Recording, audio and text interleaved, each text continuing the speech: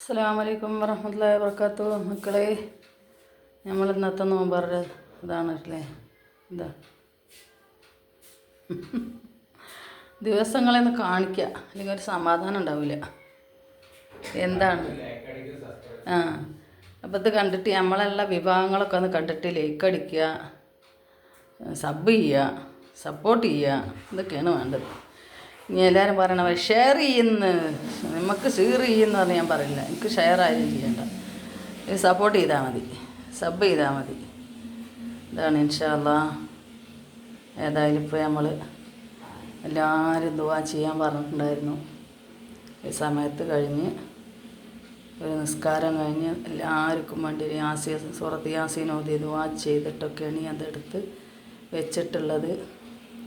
എന്നിട്ടാണ് നിങ്ങളത് കാണിക്കുന്നത്. ഇനിയിപ്പോൾ എന്താ കൂടുതൽ നേരം 1 മിനിറ്റ് 2 മിനിറ്റൊക്കെ ഉണ്ടാവും. 1 മിനിറ്റ് ഉണ്ടാവുള്ളൂ, ഇത് ഇത്രയല്ലേ ഉള്ളൂ. അപ്പോൾ ഇന്നലെ നമുക്ക് സമൂസ ആയിരുന്നു, അതിന് പകരം ഇന്ന് ഒരു പാക്കറ്റ് പത്തിരി വാങ്ങി, 10 എണ്ണം ഉണ്ടാവും. അപ്പോൾ ഒത്തിരി ബീഫ് കറി അതിലേക്ക് മതി, നമുക്ക് ഇത് മതി, ഇഷ്ടം പോലെ ഇക്കാരം. ഏതൊരു കൊക്കക്കണീസ് കുടിച്ച ചങ്ങാതി ഇന്നലെ ഞാൻ ആ നോമ്പറക്കണയിൽ ഇട്ടിട്ട് പറഞ്ഞു, ബിരിയാണിയും ചിക്കനും മറ്റേ മന്തിയൊക്കെ തിന്നിട്ട് വന്നിട്ട് പിന്നെ എത്ര മാത്രം ആൾക്കാരെ കാട്ടിക്കാണില്ലേ എന്ന് പറഞ്ഞു. ഇനി ഞാൻ മറുപടി അവന് അപ്പോൾ തന്നെ ഞാൻ ഈ പറയണ മാതിരി തന്നെ അതിൽ തന്നെ ഞാൻ മറുപടി കൊടുത്തിട്ടുണ്ട്. ഇജ്ജ് കണ്ടോന്ന്. ഇനിയിപ്പോൾ റംസാനല്ലേ, ഓരോ കൊക്കക്കണേസിന് ഞാൻ മറുപടി കൊടുക്കണില്ല എഴുതിയിട്ടാണ്. ഞമ്മക്കുള്ളത് നമ്മൾ തിന്നുക, നമ്മളുള്ളത് നമ്മൾ കാണിക്കണ്ടേ. നമ്മളെ സ്നേഹിക്കണ കുറേ മക്കൾ നമുക്കുണ്ട്, കുറേ സഹോദരങ്ങളുണ്ട്. അപ്പോൾ ഓല് കാണാനും ഓൽക്ക് മനസ്സിലാക്കാനും വേണ്ടി മാത്രമാണിത്. അല്ലാതെ ഇപ്പോൾ ബിരിയാണി ഇതൊക്കെ തിന്നിട്ട് പിന്നെ നമ്മൾ ഇത് മാത്രമായിട്ട് ബിരിയാണി ഇന്ന് ഈ രണ്ടാൾക്ക് എന്ത് ബിരിയാണി വെക്കണം പറ്റുക. എനിക്ക് അറിയായിട്ടാണ് നോമ്പ് എന്താന്ന്.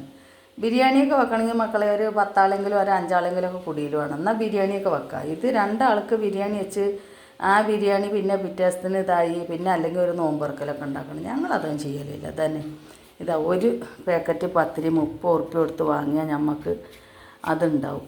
ഇതാണ് ഇവിടുത്തെ. അത് ഇതാക്കണ്ട, ബീഫിൻ്റെ കറി മാത്രം നമ്മൾ വെച്ചാൽ മതി.